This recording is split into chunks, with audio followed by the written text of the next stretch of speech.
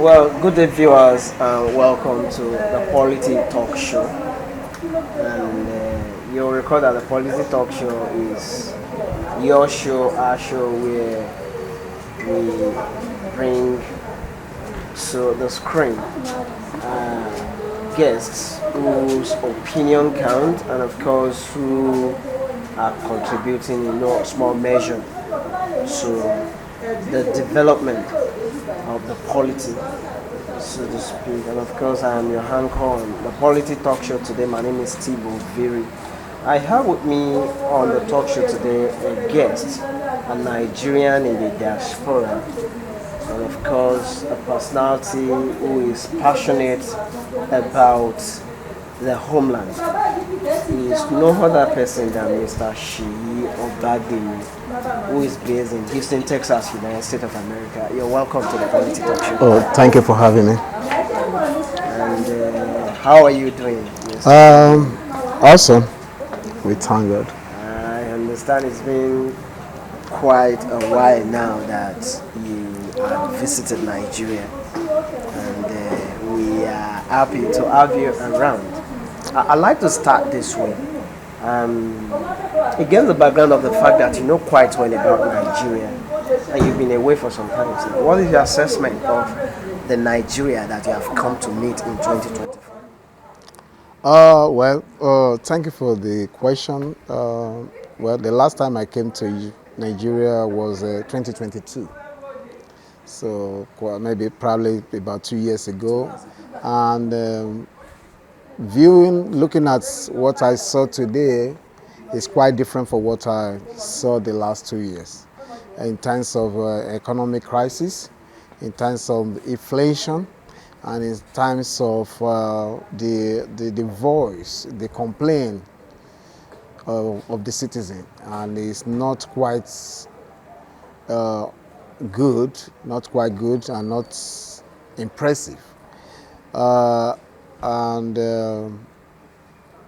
We in diaspora, we are trying to give back to the community. That's the main reason why I came today, because my plan with my family was we are planning to come next year, 2026, but because of IWC program, I volunteer myself. About 6 of us volunteer to sacrifice and to make the mission accomplished. Let me take you up on the IWC medical outreach. What's your assessment of the program so far? I will still give it 70%. We are not yet there because looking at what I saw since Monday up to this moment, I see that our people still need our help, especially in the area of health wise and other development like infrastructure, maybe like come home to establish businesses. So we still have a lot on our hands to give to the community. Okay, still talking about the IWC medical outreach 2024. What was the projected number that the outreach had looked at maybe reaching their health challenge, meeting up and assuaging their health challenges? What was the total number that was projected? Yeah, the total number that was projected was less than 300, and looking at it up to this moment now, I think we are just a quarter of what we saw that people needed. Especially in area of a surgery, we still have a numbers of people that we listed that they haven't get the treatment yet, the surgery, the other area of the AMET that they brought. So, and we are trying our best. I spoke with my coordinator, which is Dupe Olowodansi, and we are taking names, especially in the area of eyes problem, glaucoma, cataract surgery. So we are taking the names of those people that are left behind, and we promise that between now and next month, something will be done. what kind of surgery has been most predominant among the patients? And we have about 70% of cataract and glaucoma, and hernia we have about 35% that has been accomplished. So, and I think like we said, we projected the overall surgery that we projected was less than 300, and what we saw that are still been left behind, we still have about 30 to 40% that need to be attended to. Okay, Mr. Obagbemi, if you are to advise government against the background of what we have seen in the course of this medical outreach, in what area would you want government to, concentrate on, matters concerning the health of the people in the grassroots? Yeah, I will. My advice for the government is that because sometimes we look down that basic sickness ailment that happen like high blood pressure, hypertension, hypoglycemia like a low sugar level, hyperglycemia like a high sugar level. Those areas sometimes we underrated it, and that's the highest killer. So there was a woman. Glory be to God, is somebody that I've been very close to, my mother-in-law, that I've been, eyes on and follow up since Monday. She came on Monday, she came Tuesday, and Wednesday finally she came. They still have to send her back due to the high blood pressure that is very skyrocket. It's a crisis, and it has about 200 and something over 100 and something. The systolic was so high, the diastolic was so high, so they were unable to carry out the surgery, but they asked her to come back. But with the help of the medication, the high blood pressure subsided, and I just got the good news that the surgery was carried out. What kind of surgery? Cataracts. Cataract. Yes. There's no doubting the fact that the medical outreach by Carry World Congress will go a long way in reducing the financial burden on the people of the grassroots, particularly as it borders on the health of the people. Should the people of this area look forward to a continuation of this in subsequent years? If in fact, for me, what I saw, because I'm one of the representatives, if what I saw, I would love if my people can be obliged to what we saw here, because they have been seeing it since Monday. We have been transmitting our assignment, our work doing from the surgery room to the care given. We'll be sending it to them, and they'll be responding. If they can see it the way we saw it, I will love that we can be doing it every year. It's so phenomenal that that we can never overlook. Away from the IWC matter, Mr. Obagbemi, what is your understanding of care for the aged? That's a lovely question that you ask. Actually, my background before I left Nigeria, I'm somebody that hates biology. In fact, from my GS1 to SS3, I think the highest mark I've ever have is maybe P8 or P7. It's F9. I don't have a passion for it. But the moment I traveled, that the area I stay, because when you go for a sojourn or a travel out, the area you stay matters, can determine your life, can change, can transform you. And that's why when maybe 10 of us travel, you see 9 of us is doing well, or maybe 2 of us is doing well, and 8 people are saying, what are they doing? Go and look at it. Sometimes the area determines the goals, the achievement. So in a nutshell, when I got to US and I began to see that a basic person, that even though you are an engineering, you can know a basic thing about your life, about your blood pressure, your sugar level, your temperature, your BMI, even your sugar level, just an ordinary person. A lay person, you can know it without going to medical school, without going to nursing school, without going to healthcare. So he drew my attention to it. It took me a long way, but I accomplished it. As you have seen me, I'm a nurse. I'm also an head tech. Yeah, so my major work is a head tech. I'm the one that transport patient to facility like a dialysis patient, like a doctor's office, like a clinic. We transport them, and whenever we transport, we do a basic care like a vital sign, IQ check, temperature, and sometimes we check their what's it called? We check their pardon me, we check their IQ check, and we also check for those people that are advanced, because I'm a basic, they check their BMI, and they also give them some IV if it is a critical condition, but I'm just a basic EMT. So I have a passion for them. Sometimes when we go for a patient, to pick a patient, the moment you see them in a critical condition, you show an empathy. Sometimes I will not eat throughout the day. So I put myself in that position that, God, I thank you. So every single day, Monday to Saturday, there's no way that I won't give God thanks, but because when you see what you are doing to other people, and you yourself, you are the one that doing it. So it's really, really amazing that I'm in the medical field. Still on that, I want you to compare health care for the aged in Nigeria.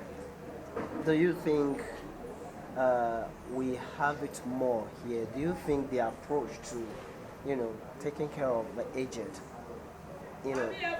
care-wise is enough?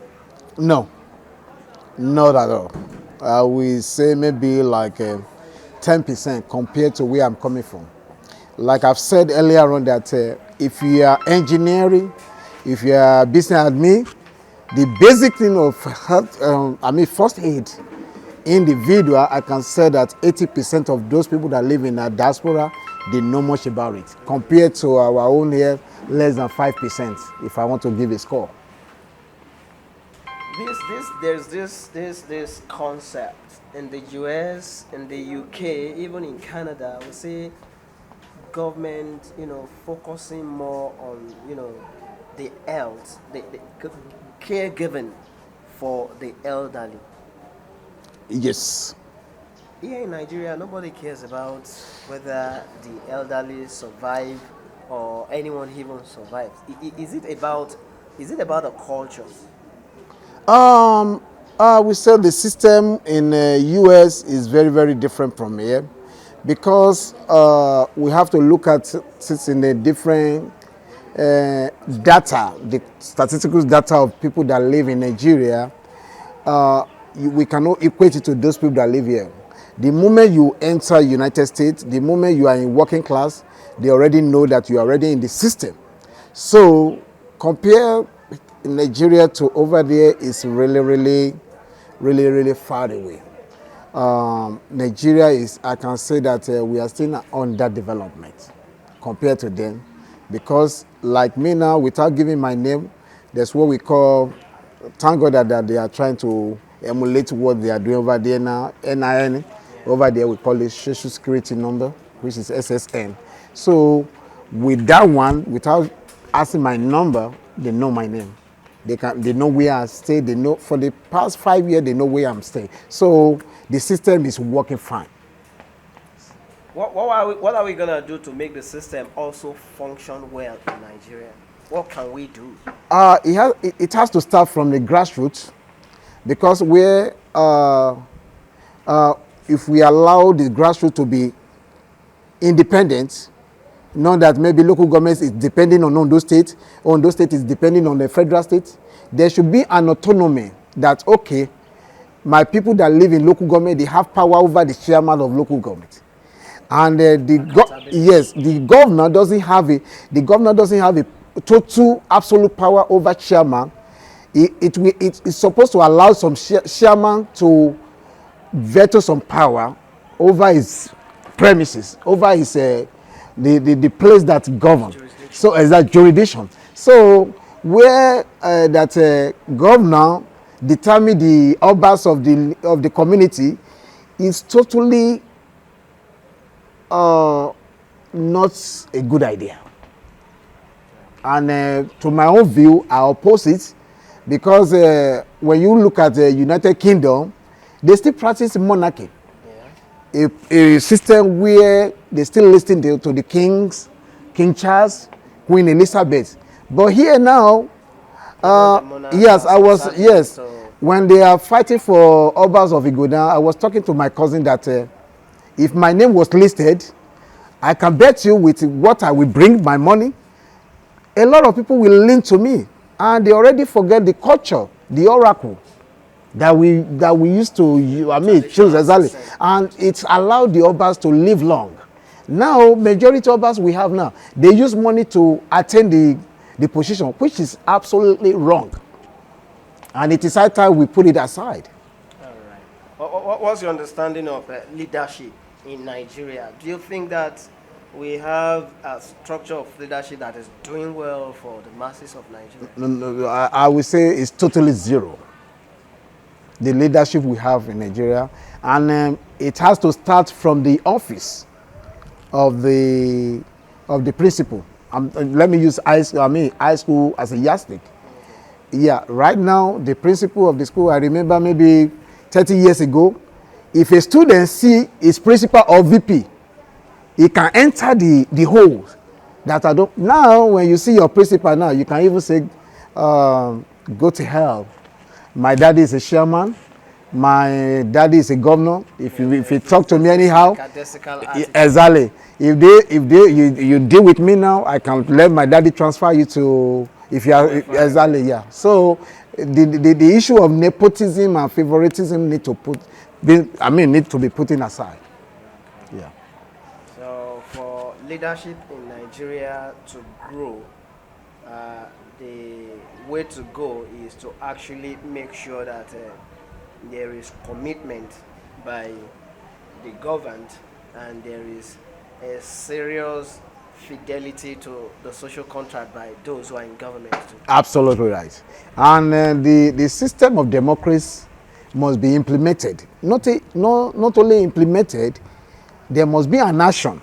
Because the simple definition for democracy is that government by the people, for the people, and by the people. Yeah. You understand? And a situation, a society where the voice of the citizen, the voice of the people that live in the city is no voice out. It's not loud. It's not loud, and exactly that is absolutely power, and absolute power corrupt absolutely. Yeah. So your take is that democracy in Nigeria is not there yet. No, it's still wobbling. Okay. Finally, Mr. Obagbemi, where do you see a Kale World Congress in the next 5 years? With this leadership, if with this leadership we have, and if we continue that way, IWC will go far. Because they started 2007, and from that 2007 to 2009, it was 2008. Towards the end of 2008, it was fantastic. Towards 2009 stroke 2011 or 12, there were up and down, sentiments, political mumbo jumbo tried to attach to it. So, but since one of our late presidents, former president, may his soul rest in peace, Chief Ayebo, took over, there was a consistently moving on. And when my president, which is Mrs. Toye, took over the mantle, it was phenomenal, awesome, fantastic.